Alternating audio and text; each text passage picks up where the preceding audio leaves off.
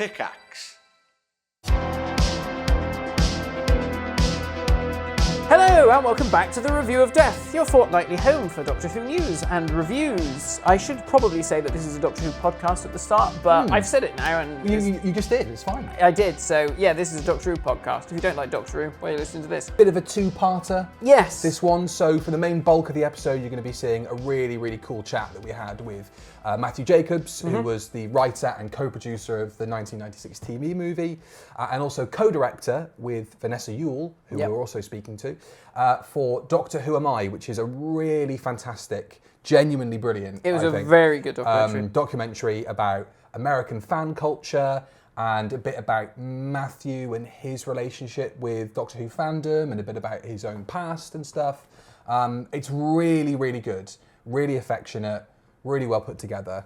Highly recommend people check it out and see if they can find it. I think it's in cinemas on the 27th of October. I say the date in... You say it in the interview. Later in the episode, so it comes up. Yeah. I was really annoyed. I watched it back. I should have said his documentary would have been amazing for when I did fandom studies at university. Oh yeah. It would have been literally perfect Yeah. because they spoke to all the loonies that do all those things. All the different case studies, the medical case studies. You know, like the cosplay and that girl who was on about regeneration fairies and all that stuff. Yeah, that stuff is really interesting because that's a level of fandom you don't see here.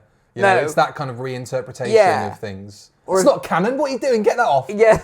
I sounds a bit fucked up, but you know what I mean. I think that's what Jonathan said when we watched it. Anyway. Oh, miserable bastard. Yes, so that's still to come. But first, we've got to talk about a certain trailer for a certain Doctor Who story. We do. The Power of the Doctor, which we did mention in the last episode. We had the title, didn't we, by then? We did have the title by then, and a couple of screenshots and Yeah. But it all kicked off. Was it Saturday lunchtime? It did. I was out. Yeah. And then you messaged me saying, there's two TARDISes. And I was like, what are you on about? What's really annoying me a little bit about the way that they put the stuff out is that the first thing that you see is the captioned trailer, which is squeezed into 4x3. Yeah. And it's got all the, subtitly stuff. And it's like, that's fine, but you get about 25 seconds into it after the shock of going like, oh, new trailer, look at all the stuff that's going on. And you're like, and I'm seeing like half the picture. Yeah. And I'm missing half the images. Because they've got all these words. Like, I get why they do it because obviously it's eminently screen grabbable and then shareable because it's got the caption in it. And accessible. And very accessible. I hadn't thought about that. But it's still annoying. It is still bloody annoying, you know. God, we're really just picking We random really things are. to take faults with It's already. terrible. I know. What's going on? Let's talk about the trailer itself. Let's talk about the trailer. So what were the big things that you took away from it? What were the things that you thought, didn't expect to see that, or that's intriguing? I didn't expect it to be as much of a Dalek story as it seems to be. Oh, yeah. The Daleks seem to be a really big part of this, more so than I imagined. Okay. As do the Cybermen, I guess. You know, because I think it was sort of publicised, especially in like GWN, like this is obviously it's the master plan. But I don't know, I just kind of expected it to be like, sort of like with the Day of the Doctor, you know, that it's not really a Dalek story. They're in it just to bookend some Time War-y stuff. Yeah. But they just appear just to get blown up. And I kind of thought it might have been a little bit like that, but... But I suppose that's the thing with these specials, though, is that you can't really quantify them as it's something-centric story. Like, ultimately, it's a regeneration story, and that's the most important part of it. Yeah. I don't know if necessarily maybe it's just the way the trailer's cut, like the Dalek incursion of Earth is, or whatever it says. Like, okay, that's part of the unfolding action in the last act. Right, yeah. And, and here come the Cybermen, here come the Sontarans, and, whatever. Yeah. But it certainly seems like, I guess the Cybermen it seems to make logical sense for them to be... Logical. To be up there over the Daleks, considering it's Gallifrey, it's the Cybermasters, it's the Master, it's a Shard. That is true. So maybe that's a bit of a misdirect. Yeah. But... I don't know. Maybe we've just got like Doomsday... the rematch. Yeah, Maybe possibly. it's a bit like that because you've got two planets blasting at each other. You've got the Dalek Death Star, which is amazing because when it fires that cannon, you can hear the Dalek blast in it. So yeah, Dalek Death Star, which was cool. And I think one of those planets is kind of Cyberman-y because it's like blue.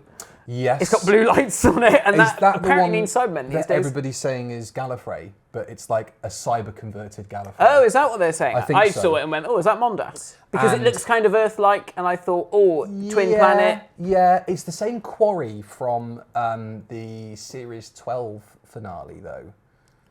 Because everybody was going on about, they've gone back to the same location that they shot the confrontation between 13 and the Master. Oh, right, okay. So apparently, I had to really think then. I was like, what was Series 12?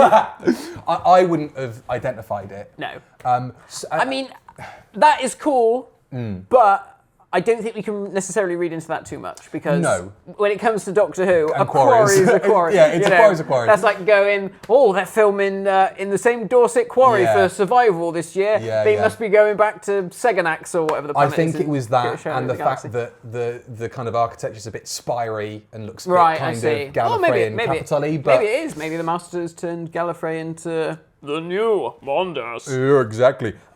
Somebody did suggest that second planet blasting blasting Earth could be Gallifrey. Right, okay. And it's like the Daleks have finally put a giant motor into a planet and are piloting around the galaxy. I like to think that, because obviously the Cybermen had already mastered it. I put this in an action figure adventure, this little dig that the Cybermen were a bit better at that than the Daleks. But I like to think that they're having like wacky races. They're like, right, start your engines. It's like Robot Wars. Robot Wars with planets. And it's just Daleks and Cybermen were like, well, so we've got the Cybermen from Mondas over here. They've got a souped-up engine inside the planet's core. Meanwhile, the Daleks and Skaro have got a massive fuck-off cannon. And then Craig Charles suddenly appears. Yeah. Coked out of his bin. All right, everybody, let's go. Let's do it. Let the wars begin. So the other thing about the planets, which was interesting, was people bringing up Can You Hear Me? And the Eternals, and Zelin, and the other one that I can't remember the name of. I can't remember anything of that story. But you know that animation that people have been sharing, and it's and then somebody also mentioned, because I can't remember if it got resolved, and I mean me saying it out loud, expecting you to go, oh no, actually I do know the answer to that. I don't know if it was resolved at all after it was mentioned in Spyfall Part 1, I think. But remember when they go into the Master's shack? Yes. Right, so you know he's got his like Wizard of Oz, you know when it's yeah. So when that's on the ground, right, they go in, yeah, and there's like a big projector, I think, or there's some drawings or something. But the Doctor's referring to something. She's looking at it, and it's multiple versions of Earth or multiple planets. All right. And some people are sort of going, well, I don't think that got picked up on. So maybe the fact there's multiple planets kind of firing at each other, it might be something similar. But when I saw that animation being called back, I thought maybe we've been sleeping on a lot of stuff, or maybe Chris was sleeping on a lot of potential, and then rewatched everything and went, right, let's see if we can get that. Binge watch his own series. Well, you know, kiss my disc. Well, it's been 5 years, 31 episodes in 5 years. You know, there's a lot to catch up on. Sorry. So yeah, I mean, did it increase your level of excitement and anticipation in the episode? It did, because in the days leading up to the trailer being announced as coming out on Saturday, I thought to myself, I'm really only wanting to see the trailer for content for a podcast. Sure. I don't really give a shit. Okay. I saw obviously the picture of Ace in her jacket, and I was just like, oh, that's amazing. With the bat. Yeah. I mean, honestly, really, I couldn't give a stuff that is a regeneration story. I couldn't give a stuff that is all these Last People stories. I'm really here for Tegan. Yeah. And particularly Ace. Because, you know, Ace didn't get an ending at all. Obviously, Tegan had an ending. You know, we don't really know what happened to Ace. And I want to just point out, because I put a thing on Twitter saying I've been waiting since I watched Survival on UK Gold in the 90s, to the wankers who then reply with, oh, she's been on Big Finish for the last 20 years. I don't give a shit. She's not been on the television. Well, yeah, it's like, I think people forget that, maybe 5 to 10% of hardcore Doctor Who fans actually consume all of that stuff. Exactly. So for most people watching it on telly, they're probably going to go, who's that? But then some people are going to go, oh, she was with this is not my opinion, but the general public, she was with that short Scottish one at the end. The one I think I hear Jonathan running up the stairs trying to kill you. Shit, with the poison-tipped umbrella. I'm excited about them being in it. I'm excited for Tegan's closure. I was going to say Tegan's clothes then. Well, I mean, she looks pretty good. She's got a good snazzy outfit, she does. A snazzy outfit. Fucking Richard over it. It's a wonderful blouse you've got on. Yeah, I think that she's... I'm looking forward to seeing how they play it. Yeah, and how it all ties in. And how they're involved. But, I mean, ultimately, I just think it's going to be... We'll cut back to them every now and again and get a couple of cool fan oh wow, she's got a bat and oh they've got guns and oh that's a reference I get from The Visitation or whatever. Yeah. I mean that shot of Ace coming out in the parachute, I was like, oh, that is good. That is good. And she's in Bristol. She was in Bristol Museum. She was in the museum. Can you see believe if it? We can get in there and do our review of the episode in that room. That would be great. Just can we take that painting off the wall, please? Yeah. So what do you think of the seismologist thing and the paintings thing? Because obviously it's a big feature-length special. Yeah. We are a year away, almost exactly, next month, from the 60th. Yeah. Which is only 10 years since the last major anniversary story, which also involved paintings. Yes. So, do we think that it's the Falls No More painting, or do you think it's the painting of Ace? I don't know. It's all going to be... I've not really given it that much thought. No, sure. Thing. I think it's all going to be fluff, isn't it, around the edge, and then... Yeah, I think it just you chatting about "Can you hear me?" and Spyfall, and my brain thinking, "What are these things?" Yeah. I think that just shows my level of involvement with this series. Couldn't give a fuckidness of it all. Yeah, really, basically. Well, I mean, I think it's really impressive. Just in terms of, damn, what a seismic change a regeneration is, which is the thing that always excites me about these stories. Yes. That we are sat in this room at the moment, as of recording this, Jodie Whittaker is still the Doctor. But the next time we're in here, she won't be Doctor Who anymore. The episode, not only will she not be Doctor Who anymore, but we don't know who else is going to be Doctor Who. Yeah. Who is going to be... You might be Doctor Who. I might be, you never know. Who is going to be the Doctor the next time? You would tell me. You may well think that, but I couldn't possibly comment. Who's going to be Doctor Who when we're sat in here next? Yeah. But that is so exciting. People have been talking about looms on Twitter. Oh, yeah. Yeah. I mean, that and faction paradox are two words that I will mute immediately when I get back on Twitter.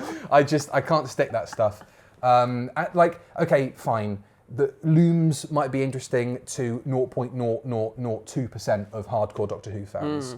For the general public, the excess of dialogue and setup that will require to talk about Time Lord heritage, lineage, biology, chemistry, and then what this fucking situation is the Doctor's in with this cubicle she's in. It's not going to happen.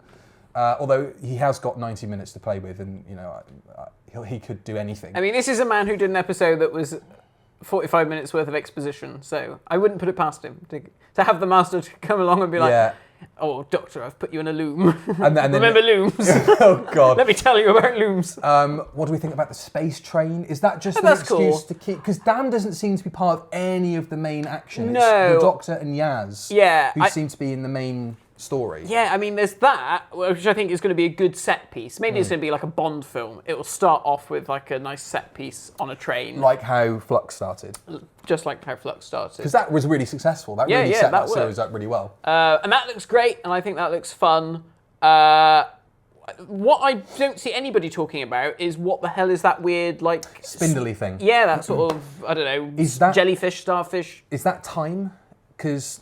we know that time was, and there's the whole thing about being erased. Oh yeah, maybe. Do you think that has more weight to it than people are giving it? Because it's just sort of like a line of like, "Oh, Doctor, you're going to get erased from history." It's like, how many times has the Doctor heard that? But do you think that might have relevance to David Tennant what kind of comes after all of this? Do you think they erased the last 3 regenerations? What if they erased the last fucking everything? maybe, I don't know, does it play into Joe Martin's involvement somehow? Because something Maybe come out it on creates Twitter, like a divergent timeline where the 10th Doctor didn't regenerate. and so he pops in. And so he is the Doctor of this divergent timeline, and he has to fix it and Yeah. put time back on course. Oh, yeah. And then... With the assistance of a couple of other familiar faces next year, Yeah. who also had two Peter, hearts. not Peter Capaldi. You couldn't pay him to come back. No, bless him. Yeah, I don't know why I said that. It's just the impression that I get. Who knows? It might have been a red herring. It may have, yeah, it may be. Yeah. And then obviously there's the two TARDISes. There's the TARDIS with the Joker Haha, the scrawl Joker. I all didn't know over he it. was going to be in it. No, that's very, very bad wolf. It is. I mean, I saw that, and my immediate thought was, oh, the Joker. And whether that's... There's a few things I will always ask you to not do again. Paul McGann's voice, and that will be And the the ones that Joker. forever. I'll be like, I was going to go full Joker. it just frightens me. Yeah, Oh, Doctor, you've come into my new TARDIS. to know what?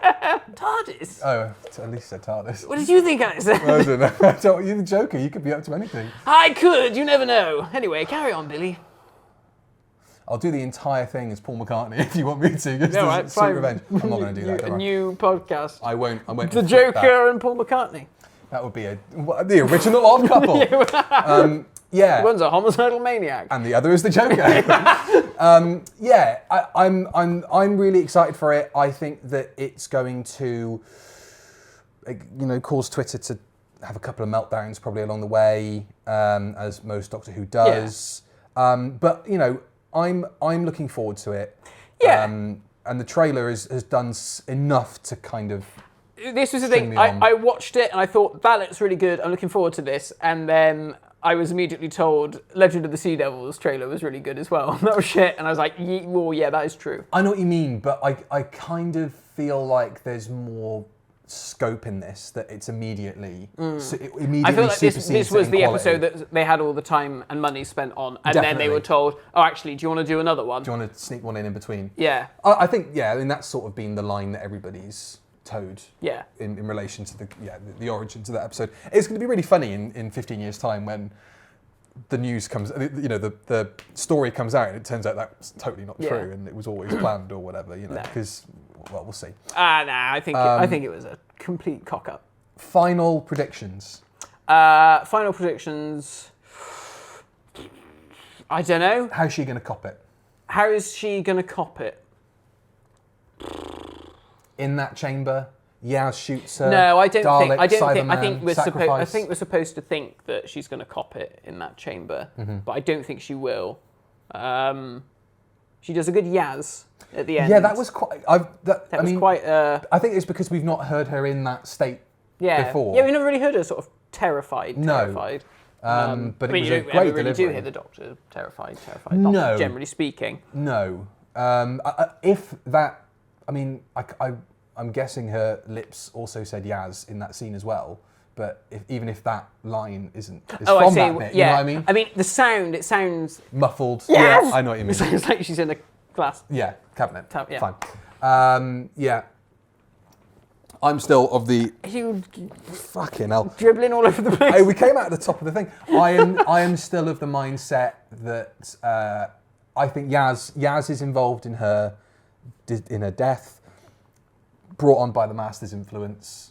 Because they mention, I think, that he's got control. Rasputin has got control, mesmeric control over people. Yeah, It's like they're pulling on the hypnosis thing. Because that's not even in the trailer. There's not really much of him as Rasputin in the trailer, but in the synopsis it talks about him with the Tsar, Tsar Nicholas II, and you're like, well, that's not even. You've not even seen that stuff. But that it's going to be a fleeting thing, isn't it? It's going to be like when the 11th Doctor's time hopping and meeting Stan and Ollie and rapping and all that. All that. God, don't remind me, let's please. Not go there. Hey, look.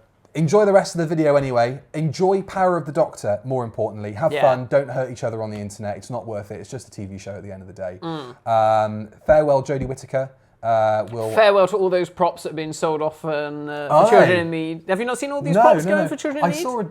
that they're getting rid of the If paradigm. you go on eBay, it is literally the contents of a BBC skip with everything from the last few series. Wow. They're selling like TARDIS roundels from Jodie's TARDIS. Wow. All sorts of bits and bobs. Pick up a bargain. They're selling, from End of Time, the lovely lady, June Whitfield? Yes. They're selling her mobile phone from that story. So if you want Minnie's phone... Yeah. Which I'm not a fan. She sexually assaulted the Doctor. I was just going to say, which has groped David Tennant's arse, then held a mobile phone. So there you are. There's some weird 15 years ago. By proxy. David Tennant arse grabbing. Yeah. It could be yours. It could be yours. It could be yours. Not that we should probably be promoting the. Is it probably bad that we promote them selling BBC property? Because I guess it was going to children in need, isn't it? Well, or is this stuff that's been sold on? On the eBay. Oh, okay, eBay don't go on eBay. Don't do that stuff. Yeah, but if you go on Children in Need's auction, they're selling Cybermen suits from the Pandorica Opens and all that stuff. And Wow. Paradigm Daleks, which is I love it because as soon as I saw it up for auction, I was like, that is the BBC saying we are never seeing these fucking Daleks ever again. Yeah.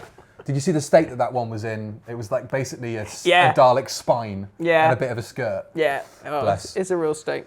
So obviously, next episode is going to be Power of the Doctor, our review for that. God. Which is so exciting. And then we will have the Whittaker era thing, the wrap-up. Yeah. Which you can get your last-minute votes in for that in the link below. That will close this Friday, so the day after this episode first goes out. Exciting stuff. Very good, very good. And also, we should point out, because I think you pointed it out on Twitter, Christmas Day, Doctor Who. So the BBC News article that sort of came along with the trailer that said Jodie Whittaker's leaving mentioned that there's specials starting this year. So we know that obviously some of the specials material is set at Christmas. Yeah. So Christmas or New Year special. Yeah. I think that's what we kind of thought, wasn't it, really? I kind of went along with it, but I didn't really believe it until I thought Easter, summer, or Easter 60th anniversary, and then maybe Christmas next year. Right. And then Shooty starts March, April 2024. But, I mean, it does make sense, actually, the lack of promotion for this, if the new Who is so quick on its heels. Yeah. You know, because I'm not, this is all very conspiracy theory, and I don't agree with this line of thinking because I'm a fan of the current version of the show. Yeah. But it's almost as if you were to be really cynical about it, it's like, well, Russell's coming in and he's changing the game. Yeah. If we promote this one too much, then people are going to think it's just going to be the same thing when it comes back at Christmas. Yeah. So maybe it's like, well, and we've been saying it all along. It has felt like, let's get it out of the way, and then we'll move on to the good stuff. I sort of said they kind of buried it a little bit, didn't they? Yeah, but I did air quotation marks when I said better, by the way, audio listeners, just so you know. Yeah, maybe. I don't know. I do get a sense of that.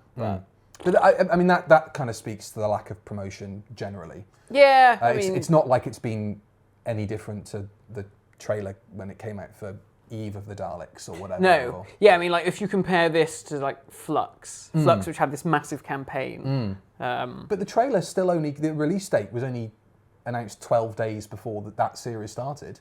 Was it really? At least this was like 19, 20 days. But I guess it's just Flux. They created more of a hubbub about Flux, sure, because it was a full series. It's like 6 weeks worth of investment and airtime, so it makes sense. But we are standing on the frontier, the wild frontier of brand new Doctor Who. Everything changes. I know that's going to be it. From that evening. God, dear, that's very exciting. I think that's what's more exciting is thinking, right, well, what comes next? Well, that's always how does it all... the most exciting thing about a regeneration. Yeah. It's like, how are they going to cop it? You have a good adventure before, all the references, chock full of references, returning characters, you're going to get all of that in this story. Whether or not the plot or the story or the structure of it holds up under that weight obviously remains to be seen. Yeah. We sincerely hope it does, even just to serve Jodie well as she heads off. Yeah, yeah. And so fingers crossed, everybody. But in the meantime, enjoy this interview with Matthew Jacobs and Vanessa Yuille talking about Doctor Who Am I? It's a really good chat. Please stick around and enjoy the rest of that. And we will see you next time for the power of the Doctor. We have a couple of guests, don't we, Billy? We do. Joining us to talk about their brand new film, Doctor Who Am I? We are joined by Matthew Jacobs, writer and co-producer and co-director of this project, but writer and co-producer of the Doctor Who TV movie, and Vanessa Yuille, who is also the co-director of Doctor Who Am I? How are you doing, guys? Nice to see you. Nice to see you. Doing well. Great to see you too. Thanks for having us today. This is an honour. Oh, thanks for coming on. This is very exciting for us. It is very exciting for us. Now, you guys gave us a preview screener of the movie that we've watched. It is absolutely fantastic. And as someone who kind of works in fact-tent and observational documentary, it's amazing to see such a great documentary made about our kind of weird community, you know? Yeah, and very honest as well. Very honest, blisteringly so. Thank you. Thank you. Blisteringly honest. I want to put that on the poster. Yeah, I'll write that one down. Yeah, if you've got enough time to get it on there, that'd be brilliant. So we've got a bunch of questions to run through, you guys. Firstly, for the pair of you, how are you both feeling about the imminent release of the documentary? Vanessa, how are you feeling about it? It's I guess unbelievable. Every time I hear someone say that they liked it or even that they watched it and liked it, I'm just like, it warms a part of my soul.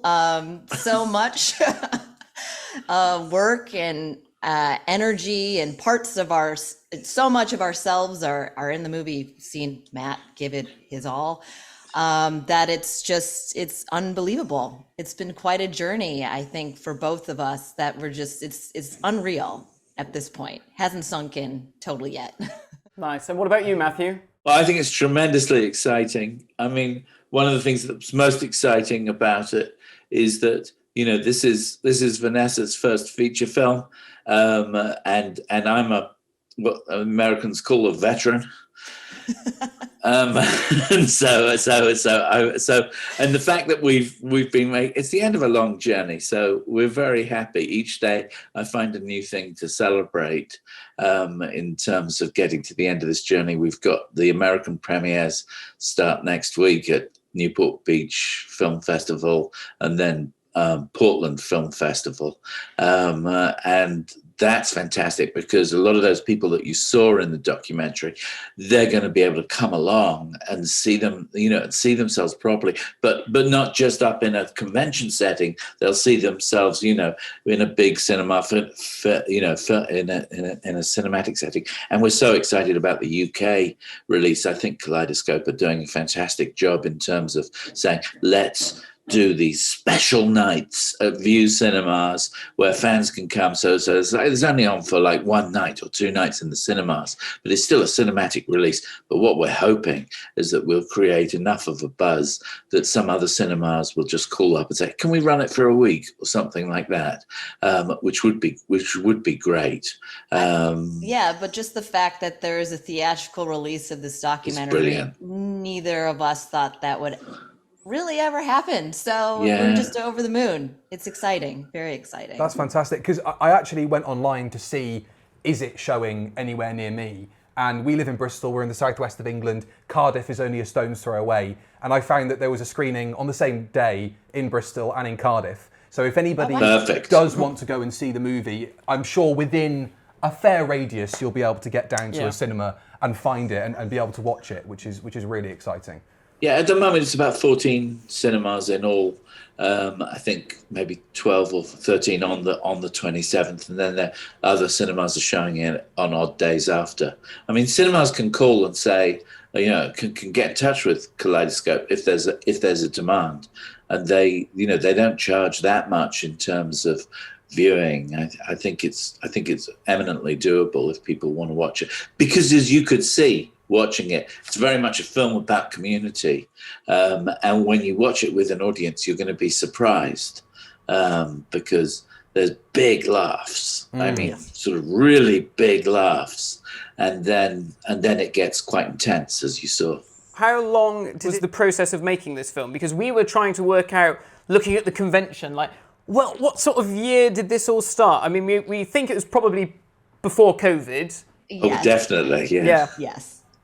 Well, we started filming in 2015 in Gallifrey. I mean, there were some mentions of dates, and we tried to like remove those dates. There's like a couple instances, but the main filming was in 2015, some in 2016, and then we even filmed more. Like Eric Roberts, it took us a while to get to him, and that was in 2018.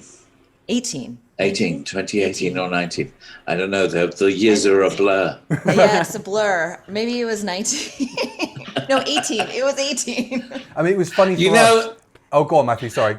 it is funny because lots of people do this. They set out and they say, oh, I'm going to make a documentary about my cat, or I'm going to make a documentary about, the meaning of life, or both. And then they start on these journeys, and we're very proud of the fact that we finally got to the end. And then Sci-Fi London Film Festival, they actually watched it through. The problem when you make these documentaries is they go out, and at the festivals they'll watch the first 10 minutes. And if it's not exactly what they're after, they don't watch the rest of it. That's basically what happens, unless you've got some form of IP behind you. But we had an IP behind us, but still people weren't really watching it. And then it was Louis Savvy at Sci-Fi London Film Festival, who had one of his programmers was a Matt Keane Doctor Who fan, and she watched it all the way through, and she said, "You have to watch it." And he was going, "Oh, I don't like Doctor Who," and he watched it, and he got to the end, and he said this when he introduced the film, that he wasn't a Doctor Who fan, but when he watched it through, the film is about so much more than the TV show. If we'd have made this film at the BBC, it would have had to have been about the TV show.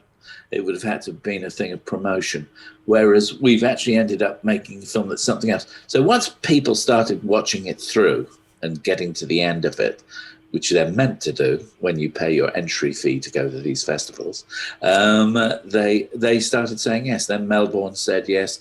Newport. Well, it was the same week that Melbourne and Sci-Fi London said yes, after a slew of rejections, including like my hometown and everything else. And I was just like crestfallen, thinking nobody was going to see our documentary ever. But then, London Sci-Fi and Melbourne were in the same week, and it was like, oh, people will watch it. Yay! It's kind of a feel-good film. That's the idea, but at the same time, hopefully. It's blisteringly honest. I love it. Thank you very much. Every mention of blisteringly honest, I'm going to ask for a commission. But yes, every time you do it, you're going to get advertising. Gosh. So, Vanessa, what was it that interested you in this story as someone who wasn't a Doctor Who fan? Well, it started really with just our friendship. I mean, Matthew and I have worked together before. I worked on 2 of his previous features, and we're just sort of friends. So I had no idea that he wrote Doctor Who, let alone the 8th Doctor. So when I found out, I was like, oh my God, like what? It just blew my mind. And he had been getting invited to 50th anniversary events. And that's when it sort of it came together. He said he was being invited to Doctor Who events, one in Florida. And I'm like, what are you talking about? We need to start filming this. And so it just sort of went from there. I knew Doctor Who from the 80s in the US, and I have nostalgic memories of it. And I don't know, it just sort of really started with just Matthew and it'll be another adventure for us to embark on. Little did we know it would take forever.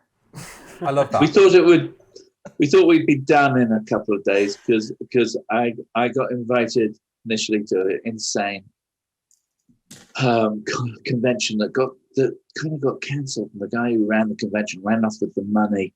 Sarasota, Jacksonville, Florida. Worried about alligators. Yeah, I thought there'd be crocodiles and Doctor Who fans and Doctor Puppet and all these weird things, and it was just like a different world.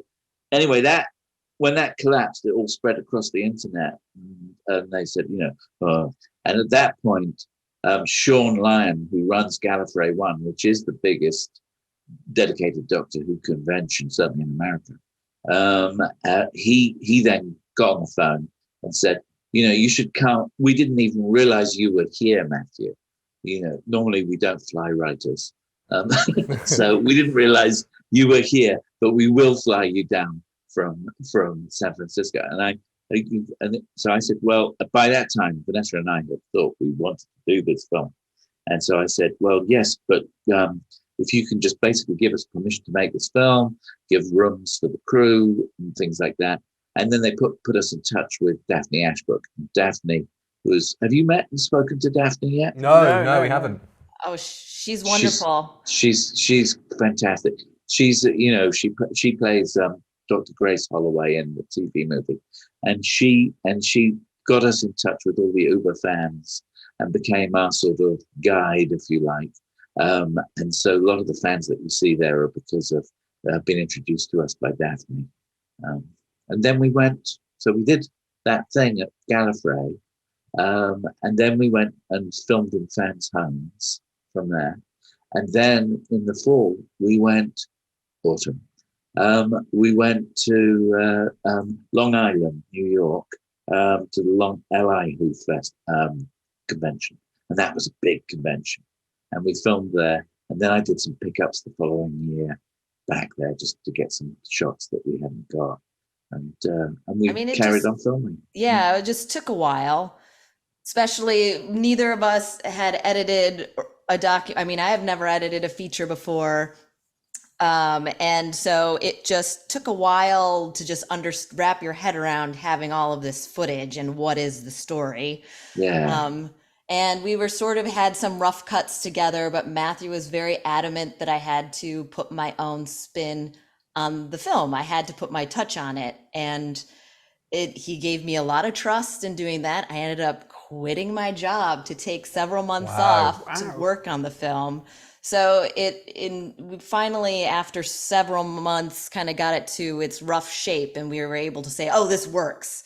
And then from there, we got some other feedback. We had test screenings. How do we make this story better? It was like quite a long process. And, but yeah, you can't, it's very difficult to be working full time and then trying to like cut a feature. I'm sure people do it, but my head couldn't handle it. So it was like, okay, bye-bye job. I'm going to like work on this. And it was, it was a process, but happy at the process. Yeah. We had wonderful advice from a producer called Lee Stobie, who'd become my manager at that time. He came in and gave us some good. He loved the project, and he said, "Well, you should move this here," and that helped. And then we met with Colin Vaines. Colin Vaines is a well-known producer who did things like My Week with Marilyn, Gangs of New York, all sorts of that. And he knew me from way back, and he looked at it and he gave advice as well. So you pick up advice where you can, you try your film out, and eventually you go, "This is kind of working. We should." Finish it. And then, of course, COVID came along. And at that point, suddenly the industry was kind of out of work here in LA. And a lot of people were sitting around. And that was when we just decided to just go for it. And Vanessa basically, has sort of been the main producer, putting in some money so that we could get people to do what score, like Mark Leggett did the score and Dave Eichhorn did the sound, and people were doing that, but they were doing it for and below also budget. A shout out to David Burgess. So you saw the opening animation sequence. Yeah, we love Dave. Yeah, he was a friend of the podcast. Yes, we just searching the internet. We're like, it would be great if we had a Doctor Who fan involved in the artwork, and he just sort of popped up. And he was just fantastic. And so he came on board. And he just left university. And so we'd have these video conferences with him in his bedroom, and he's going, "Mom, I'm coming down. I'm going to go over to Sainsbury's now." It wasn't that. It wasn't that.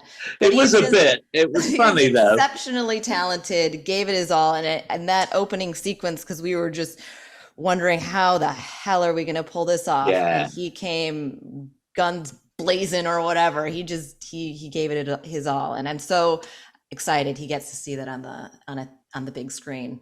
That's fantastic. Matthew, obviously the impetus for doing these conventions for you was partly to cover your experiences on the documentary, but what was it at that moment that made you kind of turn around and think, actually, I'll embrace this community a little bit more? When I realized it wasn't really about the show, it's interesting. You know what I mean? When I realized that this was a family, and also as you see in the film, it takes me a while, but I recognize that I'm just as much part of that family, and that not apart from being a filmmaker, a writer, director, actor thing. Apart from all of that, it's part of me that really loves watching stuff, and gets a tremendous amount out of it. And realizing that was kind of cathartic. And at that point, I think, and that happened when we were in Long Island. Really, there was they had this panel on the gunfighters, and suddenly I was really scared. I was really frightened about doing it and I couldn't work out why. And really, it's because I was all connected with my father, because my father played Doc Holliday. All sorts of stuff was coming up to the surface. So it was quite life-changing in that respect. But Vanessa recognized it straight away. It was like we were down at the Paul McGann birthday party, and I was kind of saying, shit, after this, I've got to go and do this other thing. And Vanessa said, hold that thought. And then she took Dylan Glockler and the team up to our hotel, up to our room. And she said, you come up here in 20 minutes or something, or half 10 an minutes. hour. We're going to be ready. 10 minutes. 10 minutes. We're going to be Come back ready up. in 10 minutes. And I'm down there with my phone. And I'm thinking, we should be covering Paul's birthday. And I'm rushing around trying to sort of film him. And then I get back up to the room. And by that time, Vanessa had kind of sort of convinced me that the film would be more about me than I wanted it to be. I wasn't yet. quite. No. Yeah, no, you're right. No. I wasn't. But that was the moment where, in answer to your question, is that what that it was around? That was around that turning point. As we came away from that convention, we kind of, up until then, we'd be going to people saying, "Tell us, who is the Doctor Who in you?" Question which we occasionally get some answers to, but it's not as kind of a bit of a bore. Oh, come on. We got a lot of great answers. It's just, you have we met so many wonderful people, and they all told us their stories. Oh, I'm not saying that was boring. I know, but it's just, how do you string that together? You need like a framework, and you're the framework through which we meet everyone, and we get our little nuggets we learn something, a little bit of something from every person we meet in the documentary, and that it sort of culminates, and you kind of, by the end, or the moment of Matthew's realization, it's like we've already learned all these little nuggets of why people are fans or what they're looking for, and it kind of gets to the point where it strikes chord with you. Fantastic. Matthew, you were talking about the gunfighters, and you bring up your experience of watching your father in the gunfighters a lot during the film. Did you stick with Doctor Who before it came back in '96 as a job? Did you carry on watching it? Not really. I was, I think I would followed Patrick Troughton. I was still into it then, and then I went on to other stuff, and I really hadn't been following Doctor Who that much. So when they came to me in '96, saying would I pitch, then I sort of really dug into what I thought it meant to me, and so it was a very honest pitch. Doctor Who Am I was the pitch. That was because you remember, so how he has to find out who he is so he can save the world, basically. Everybody warmed to that. Then I just loved writing it. what can I say? But yeah, Patrick Troughton, I suppose I followed him, and a little bit, little bit of definitely chunks of Sylvester's stuff. I love Sylvester's Doctor. I like them all, really. I mean, I'm pretty, Catholic taste, as they say. Vanessa, one of the coolest aspects for us as UK fans is seeing the American convention circuit, seeing what those people are like. Before going along and shooting at Long Island and Gallifrey 1, did you have any preconceptions about what that experience will be like, what the people will be like? And which of those preconceptions stuck and which one of those was shattered? Well, being an American, we generally like dressing up and do, whatever else. So I was excited. I really didn't have, maybe if anything, because I'd only talked to Matthew, I would be just like, oh, are they really going to come after him with like pitchforks? Like, is it really going to be that awful? So I was excited to see that. And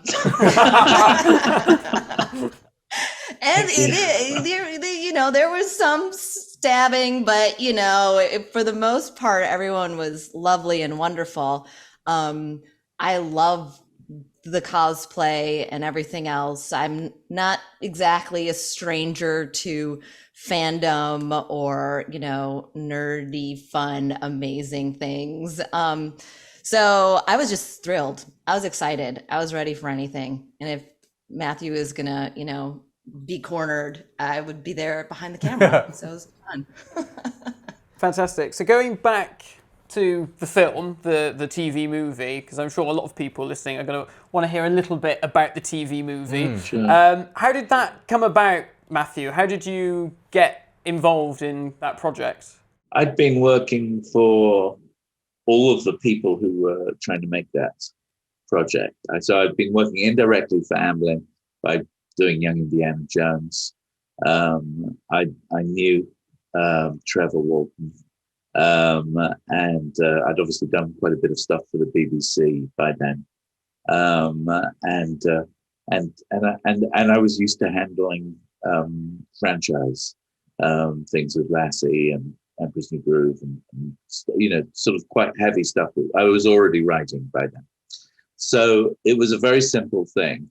Their series, their series pilot attempt had failed at Universal, so they needed to start again. And at that point, Trevor and a couple of other people suggested my name. My name came up, and so they were so it was very simple. My agent here at ICM reached out to me and said, "Do you want to do Doctor Who?" And I just said yes. And then they said, "Well, you must go along and meet Philip Segal." So I then went to meet with Philip Segal, and Philip didn't know that he didn't know I was as British as I am. It was kind of like that. So, and he certainly didn't know about my connection with the gunfighters and my father, Anthony Jacobs. And so as soon as he heard that, he felt very confident. And then I basically gave a very simple pitch, very clean pitch, which everybody could sign off on. And then it was really quite quick. It was only a few months of writing before it was greenlit. And then, like all productions, it's sort of blinking green light. Sometimes it was on, sometimes it was off. And then before the end of the year, we started shooting up in Vancouver. So after all of, so it's interesting. Our little documentary has taken 7 years to sort of really get to the screen. The TV movie took 7 years of hard work to get to the screen. And that's what the 7-year hitch is about, that documentary. So there must be something. So I'm hoping I live another 7 years. And then maybe there'll be something else. There's an interesting bit. We've got the book as it features in the documentary itself. It's a good book. It's a fantastic book by Philip Segal with Gary Russell. There's an element mentioned in here, I think, about an old version of the story that involves Halloween, the Master bringing the undead to life. Are there any elements of those kind of original versions of the story you wish had maybe creeped into the script or anything like that? Well, it was absolutely verboten for me to look at any of the previous writers' works. So once they bought my pitch, once they'd done that, they said, we're not going to let you read any of the other. So, right, they'd had about 6 or 7 writers. There's an interesting book called The Nth Doctor, written by Letitia, who was the then head of fans in America, and he goes into detail, and it's an entire book where they're comparing every previous script to my script, and yet the people who wrote the book never contacted me ever. So it was a fascinating read. For me, it was an eye-opener. My only thoughts about the other scripts was that when it came to the WGA, but the Writers Guild of America arbitration, which has to happen here it's very simple. If there's more than 3 writers who've been involved, then it goes to arbitration, and the guild reads everything. It's a horrible job if you get landed with it. Suddenly you have to read 20 drafts or 30 drafts of the project. And then every writer says what credit they think they should get. Wow. And I said, oh, well, I should get the writing credit on this. I didn't read anybody else's work. And it's all based on previous Doctor. That's the previous Doctor material.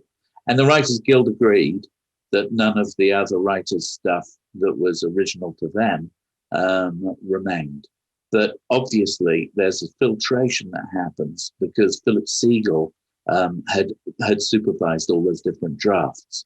So I think there are things in the finished movie that could be said to have come from previous ideas. So you mentioned earlier about having worked on things like Lassie and the Young Indiana Jones Adventures. How did working on Doctor Who compare to the other big Hollywood franchises? Obviously, Doctor Who was a personal thing, whereas trying to write Lassie, well, I made Lassie into a personal thing. I actually, whenever I sit down with a project, and I think most decent writers will do this, they say, and most actors do it, what bit of my experience of the world can I bring to the table? But with Doctor Who, it differed because I was bringing something that was so integral to my childhood that it was just actually a joy to write. So it was more joyful than writing Lassie, which is, at the end of the day, is Lassie. What can you do? And likewise, others. And certainly, if you're writing for Disney, you're writing within such a finite genre that it inevitably becomes generic, and you end up having to toe the line. And there's, you might come up with an original concept and something like that, but then suddenly there are 30 writers in the room, and they're all throwing paint at the wall. Was writing the TV movie more stressful, or because there are so many other things going on behind the scenes, or is every movie, every franchise kind of has their own stress level trying to please everyone? I think every franchise has its own stress level. I don't envy anybody who has to take over the Doctor Who franchise. And my heart goes out to Chris Chibnall. He's seriously, of course, he's done his best. And 7 years from now, he's going to be making a documentary like us. Sure. It's a vicious circle. When you deal with a franchise that you're reviving, be it Candyman or whatever, the expectations are legion, and I think that's the thing that you have to, in a way, not think about as you sit down to it. You just do your best. But yeah, Vanessa, it really is that. It's a challenge, no matter what you do. You start by laying the film out. It's very, very timely that we should come on to this point, actually. You lay out at the start of this movie, Doctor Who Am I, the 2 sticking points the fans had were the Doctor has a smoochy smooch, which, to be honest, by modern standards of Doctor Who, is unbearably tame. Compared to what we see sort of later on in the programme's history, it's nothing. Yeah. The other one, of course, as you mentioned, is the Doctor being half human. And we have not escaped from the period where Doctor Who fans are annoyed by very contentious issues. Obviously, you mentioned Chris Chibnall. With him, we've had The Timeless Children. previously with Russell, we had the Time War and the creation of the Time War. In making this, did you get closer to sort of understanding why it is that fans really take that change to heart? I think you could answer that, Vanessa, just as well as I could, because I think we both started to see that. I guess it just depends. We've met people who flat out say they do not like that the Doctor is half human. It's just not possible. But then I've heard, Matthew's reasons why the Doctor can be half human. He stands by it. I guess for me, I'm like, I think it's a personal choice. I don't know if I'm any closer to answering why it's such a sort of divisive moment or choice, but I'm just more like, okay, sure, that can work. How is it going to tie into the story? Or it's Doctor Who, and you can just sort of ignore it, and it'll just become its own little thing. So I don't know, Matthew, do you have Well, I think that the joy of the show, that one of the reasons the show is so enduring, is that it was conceived without a Bible. There were no commandments and that's why it was such a fertile place for people like Douglas Adams in the 60s and the 50s. Do you know what I mean? And the 60s, 70s, people were able to come and bring ideas to the table, and I knew that when I sat down to do it, and I think that was why I thought, listen, I really do feel like he's half human. It's a childish perception. Later on, the fans don't like it because it's a bit like Spock, I suppose, in Star Trek, and they found it was sort of pandering to the way in which American entertainment sometimes really panders to trying to make characters very sympathetic, and rather than anti-heroes. Not so much recently. You've got shows like Breaking Bad. You've got great shows where you have central characters who are anti-heroes. So I think maybe people wanted Doctor Who to be different, and making the Doctor half human was a way of normalizing him. That they didn't like having the Doctor kiss. Suddenly was like normalizing him. As my brother said to me, he said it's heteronormative, something like that. And I went, what? And he went, and then I realized, yes, there's the nice thing about the Doctor is you can not only identify with his strangeness, but you can identify he's an open door. So as we've been going down this road recently, so that applies in terms of sexuality as well. Sexually, he can be any sex. He can be, his sexuality can be anything.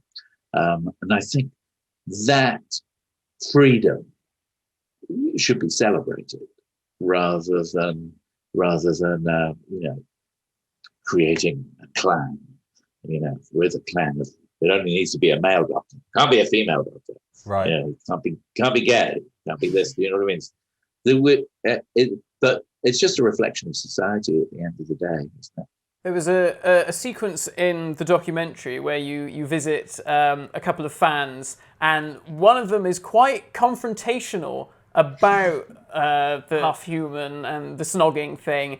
And I mean, I was certainly quite taken aback seeing it, because I don't know if this is the British versus American fan thing, that maybe we just let that aggravation stew inside of us. And we're very polite about it. That was Kevin Kittredge. Kevin and Bob, who are two wonderful fans. And the nice thing about Kevin is he was funny about it. Do you know what I mean? It wasn't like he was hurt, but he did say just a little bit, I destroyed his childhood, and things like that. So, but there's a good humor behind people when they're criticizing, and it took me by surprise actually how good humored everybody was. So I'm like the villain of the piece really for the first third of the movie. I'm sitting there saying awful things, threatening to draw penises of fans' treasured mementos. It's not good. I'm trashing other producers. I'm saying stuff. I really looked like a shit for a while in the movie there. But it's funny. Yeah, exactly. It's very funny. Vanessa, you mentioned in the film that your dad was a Trekkie, and I just wondered if that experience helped you, give you that groundwork and that foundation to sort of get into the minds of Doctor Who fans or people who are obsessed over a particular thing. Like, to what degree was your dad a Trekkie? Was he donning uniforms, Starfleet uniforms, and going to conventions? That would have been hilarious. My pocket protector wearing dad.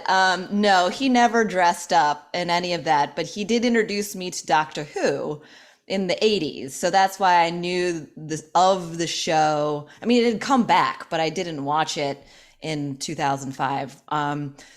Tom Baker, totally remember him. My dad was super excited about this quirky British show, and so we would watch that. But no, he was always into science fiction. My undergrad was astronomy, so I was kind of like, wanted to study the sciences. I think it was really just an interest in science and the books and the ideas of Arthur C. Clarke or space travel. We're going to mine asteroids and all of these things, which are all great and based in science fiction and kind of coming true. So I think, yes, that had helped me get into the mindset. I loved X-Files. I almost went to a Star Trek convention years ago, and I couldn't because of school. And I was like, Mom, but I want to go. So I just like the idea of celebrating those pop culture things, however it is, dressing up or whatever else. I was surprised, you asked me about something I found surprising about the Doctor Who fandom, but I'm sure this happens across the board, is the creativity, like the people, the Doctor Who bake-offs, or the little trinkets and jewelry that people make and stuff like that. I just found all of that absolutely fascinating, or people who just make Doctor Who music and Miss Doctor Shy Guy or something on YouTube who does just stuff, and I'm just like, that's fascinating, and I love that creative outlet that people have in whatever fandom it is. Yeah, I think that's something that comes across in the film because, as you said, people really go for it when they put their costumes on. And I love the description. I think it's from the lady who drives the TARDIS across the US, where she says British conventions are like you've rounded up a bunch of people at a bus stop and shoved them into a hotel lobby. And it's like, it is, but the people that really go the extra length, there's that regeneration fairy, there's the Minotaur, it's a whole other level of creativity and ownership of it, which makes it really interesting to us because the American audience kind of have to make it their own because they don't get the benefit that we do of just it being omnipotent. And, we have blue police boxes still in London, and Glasgow and stuff. It just kind of makes sense to us, it just being around. But yeah, I mean, Matthew and I were lucky. 2019 we went to Comic-Con in San Diego and showed a little trailer, and it was Comic-Con is just ginormous compared to even the fan conventions we went to, which were large, several 3,000 people or so, but Comic-Con, it was just an industry. But some of the cosplay that we saw there was also just insane, just how much money people were putting into these things that are 15 feet tall or something like that. And I'm just like, all right, this is pretty incredible. Go big or go home. That's kind of the American way, I guess. There's a pageantry element to it. It's almost medieval. It's in as much as it's, you would have people doing processions and celebrations now. It was given a religious context, in medieval times and in Tudor times and whatever. But now that religious context has been replaced by different culture. Wait, so are you saying that people do look like they've been rounded up at a bus stop, or is there more I think that's a good question. Are there more t-shirts happening? Is there more? I think there is some more cosplay, isn't there? I mean, in the UK? A bit more? There is. I mean, I feel out of 10 people, 3 to 4 of them might be in cosplay, and that Yeah. varies from I've got a scarf on through to this is an inch perfect Sylvester McCoy costume. And everybody else, Right. some people have turned up to Doctor Who conventions in Blake 7 and Star Trek t-shirts. Yeah. You can say, oh, what is going on here? Yeah. You know, but How dare they? I know, it's disgusting. I try to hoof them out as soon as possible, but I think I've been guilty of that one, to be honest. So Matthew, now that it's been such a long period since 1996. I mean, I was 4 when the TV movie came out. I mean, I can remember my brother coming home with the VHS and us sitting down to watch it. How do you feel about the film now, looking back on it as a professional piece of work? What are your opinions? We watched it at BritCon in Seattle. They have a convention, and they did a special convention that really focused on the TV movie. And so about a month ago, we watched it with Paul McGann, with Eric Roberts, sitting there. We were meant to be talking through it. We were meant to be doing a sort of live commentary on it as it happened. But Paul, I realised then that Paul had barely even seen the movie. He really doesn't like watching stuff that he's in. And I don't think Eric Roberts had seen it at all. Because Eliza is afterwards was saying he plays the master. It was was saying, can we get a copy? Afterwards. Anyway, we watched it. So we started talking a little bit, but then we stopped talking. The audience really went with it. It plays much better. It's like a wine. It's gotten better with old age. And there's a lot of ridiculous dialogue, but it's said so fast and so convincingly by Paul that you believe it. He can, I stand by everything I wrote, but definitely there are parts of it that come over like a sort of 1940s madcap kind of rom-com with Daphne. She just stole the show when we saw it recently, because there she was in front of an American audience. She's an American character. Her speed and wit, and the fact that how she sits in the audience's shoes as all this stuff is going on around her. And I use the word shoes, sort of because of the shoe scene, really, and people think of those elements. So there's a sort of 40s kind of like feel to the pace of the dialogue, which wasn't popular at that time. At that time in the 90s, in the mid 90s, BBC were doing shows where people were, monosyllabic speeches, very Pinteresque, and so suddenly the BBC see my kind of florid script with the sort of Noel Cowardish kind of lines for the Doctor, or Oscar Wilde, the life is wasted on the living, and all that sort of stuff. They would look at that and go, no, you've got to cut it down, Matthew. You can't have car chases. And I'd cut it down. But then Eric Roberts would come back and say, I want to say that stuff. And Jeffrey just embraced the whole thing. So my feeling I have very fond feelings about the TV movie. I was worried about watching it again recently, and we enjoyed watching it, didn't we, Vanessa? It was kind of a joyous thing. I think also there was a panel at the end where everyone was on. It was Eric Roberts, Eliza, Jeremy Raddick, Paul, Phil Siegel, Matthew, and it was just this whole. It was like a sort of a dysfunctional family that had not talked to each other in a long time. But a lot of things are coming out, but it was just everyone loved the project and loved being there. But it was, I think, one of the most fascinating panels on there. Everyone just bouncing off of each other a bit. It was fascinating. And have a big show with everyone. I wanted to ask you about that, Vanessa, because one of the favourite parts of the film for me is there's a lovely shot of Daphne holding court on a panel, and Paul is sat next to her, and his face, he's just beaming at her. Like, I've seen him smile at conventions before, but I've not seen a smile like that before. It's really lovely. So what did you take out of it as an experience for the actors, for the people that are attending them as guests? Like, what did you take away from that?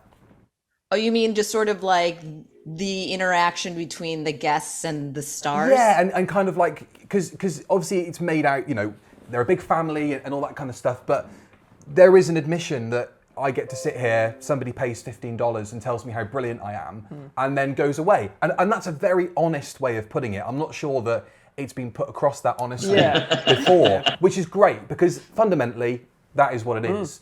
So, you know, was that a surprise to you, that sort of way of thinking of it, or the genuine adoration, the way that people absorb that affection?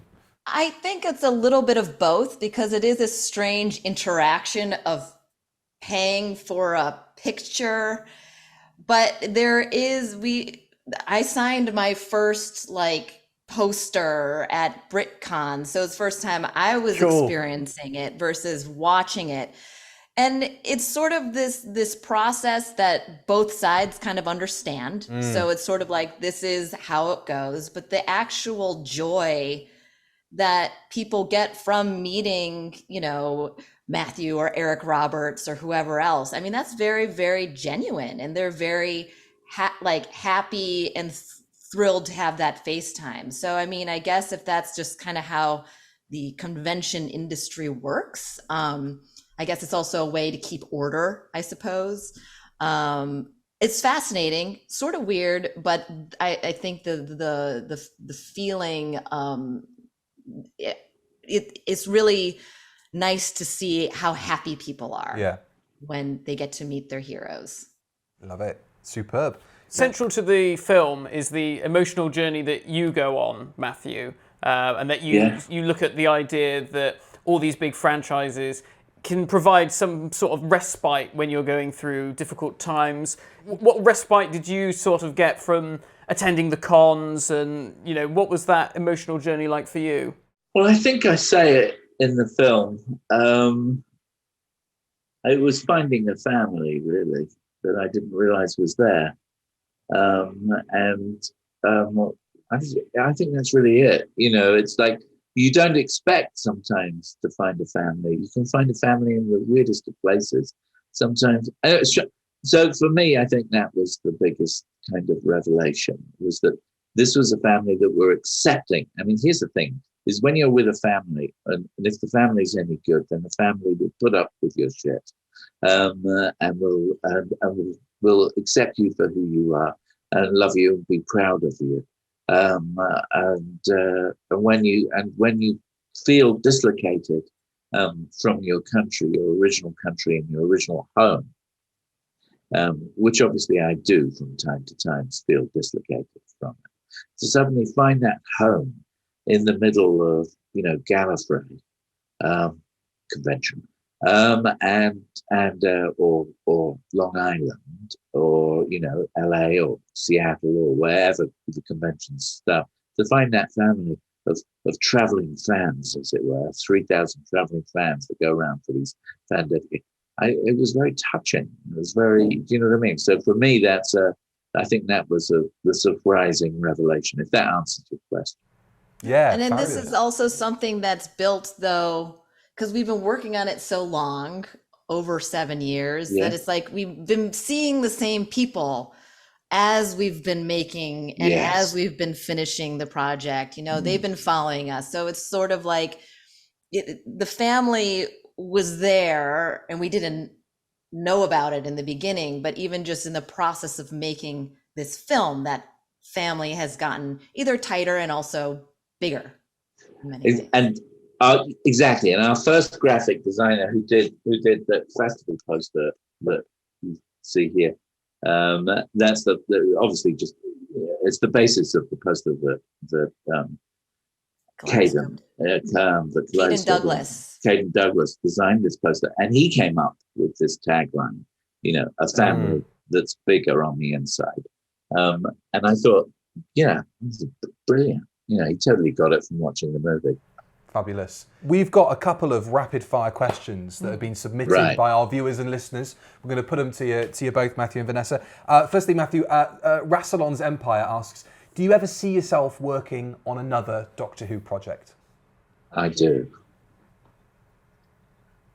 We'll leave it at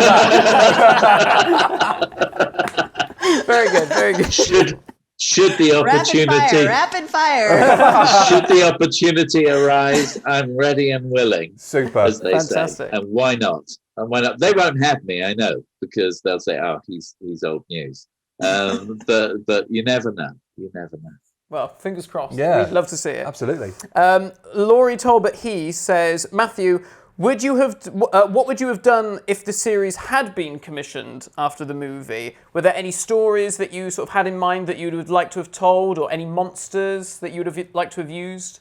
One of the things that I was excited about if it went into seasons was that the old format of the TARDIS breaking down somewhere or stopping somewhere, and then they have to get out, deal with the adventure, and then go back to the TARDIS.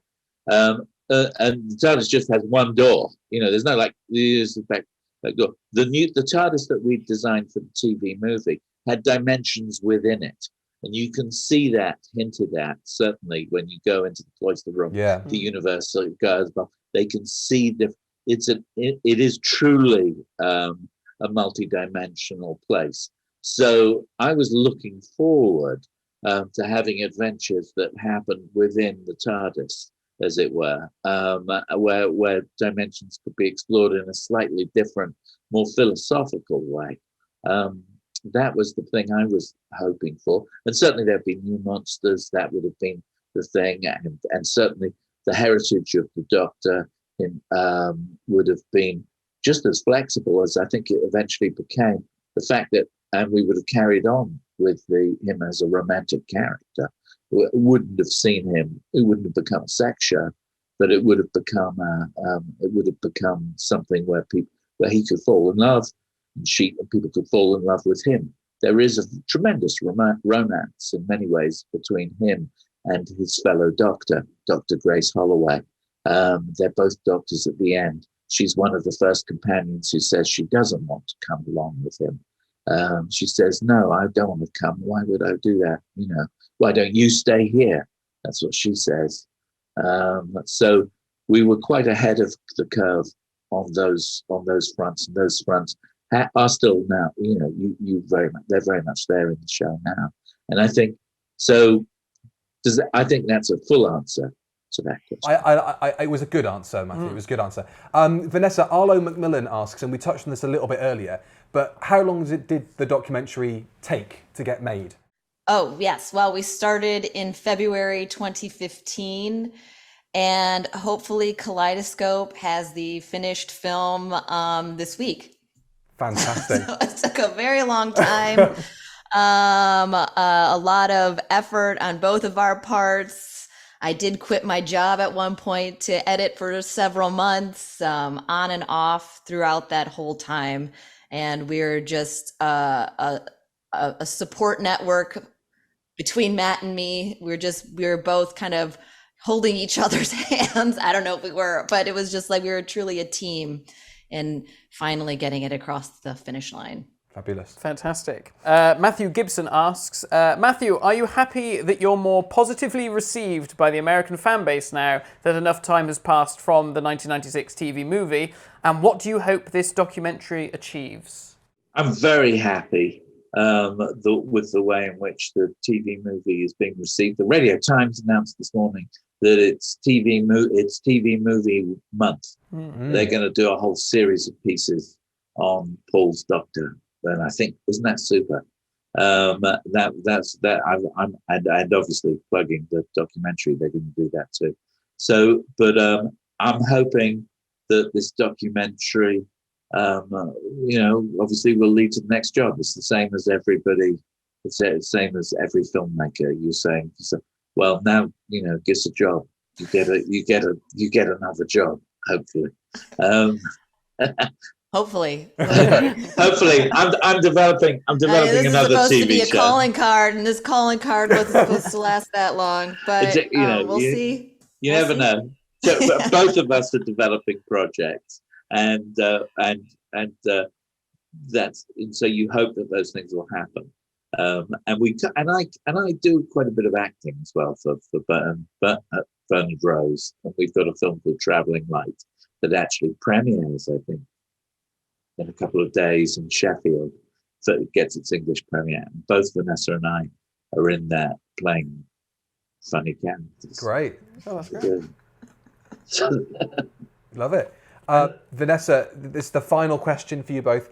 Johnny Brown asked Vanessa, what were the most challenging aspects of making the documentary? I guess either from a technical perspective or in terms of actually getting you guys around. And in addition to that, whose idea was the TARDIS Blue Mini Cooper? Because I thought that was a lovely little touch. Oh, I'm so glad you thought it was the TARDIS. You're the first that was person one who's thing really I got wanted it. to do, which I didn't come in there, is that we're traveling around. The Mini should be like the TARDIS, and you don't know which of us is the Doctor, which one is the companion. I like it. But we were just like, hey, it was like too complicated. We're like, we'll let it leave it to the person to make that connection. But yes, Well I still have done. that Mini Blue TARDIS, and it's been in a couple movies now, so it's still going. Love it. So yeah, in terms of the aspects of actually shooting it, the logistics and stuff, what was the hardest part for you, Vanessa? I mean, the shooting, I mean, there was the element that we were co-directing. Neither of us had done that before. Production, you can pull it together. You know, we did that. For me, once you're done shooting, then you're stuck with all this footage, and then it's not going to become something until you edit it together. So I think the editing was one of the hardest things that I've done, but I've learned a lot. Matthew's a screenwriter, and so he knows story, and I learned so much from just editing this film. It's such a complicated question. I almost feel like the whole thing of just getting to the end was the hardest, because we put our hearts and souls into it, and all the people we brought in, Mark Leggett, David Burgess, Mark Leggett did the score, Dave Eichhorn did the sound design. Everyone gave so much of themselves just to finish it. So it's kind of the whole thing. It is a chapter. It is like a journey of Matt and me and our friendship. We're still friends and go out to dinner and catch up and whatever else. So I guess the whole thing, you watch the movie and it's just so much work, and it's both of us like pouring ourselves into it. I think, yeah, isn't that? It really is. It feels like that. And you're talking about American Anorak is not like a big company. It's just two of us. And sometimes, you know, people don't recognize that. They think you're a big company. Yeah. And you've, but so I think, so the challenge is the hardest thing in some ways when you're making something independently, truly independently. Then having the courage to keep going is in some ways the hardest thing, because there comes times when you think nobody's really going to show this, and we talked about that earlier. But I think when it does happen and people want to see it, then you've got to step up to the plate and commit. It's exciting. My son's getting married next week. He's stepping up to the plate. Oh yeah, it's this week, isn't it, Matthew? Yeah, he's getting married on Sunday coming. Yeah, in Mexico. I love it. Exciting. Super. Very exciting. And I have to write, because it's a sort of Colombian wedding. I have to. The father of the groom has to write something, and I'm working away on a TV show, but I'm getting really distracted trying to come up with something to say that isn't a joke. Oh, you'll get there. I have a feeling you're going to come up with something really lovely. Hopefully, fingers crossed. Love it. Well, thank you both so much for your time. Thank you. Doctor Who Am I is out in select cinemas around the UK on the 27th of October. It's out on DVD, Blu-ray and digital download on the 28th of November. Guys, thanks so much for being with us. It's been a pleasure to speak to you. It was wonderful speaking to both of you. Thank you for having us, Billy. Oh, my voice went all weird. I sounded like... Thank you for having us, Billy. You're more than welcome. It's been fantastic, really. Thank you very much. That's brilliant. Well, that's it from us. Join us next time when What are we talking about next time, Billy? I'm sure you guys have probably guessed we'll be talking about something to do with Doctor Who, and we'll leave it a mystery until then. Yeah, so until then, see you next time. Bye-bye.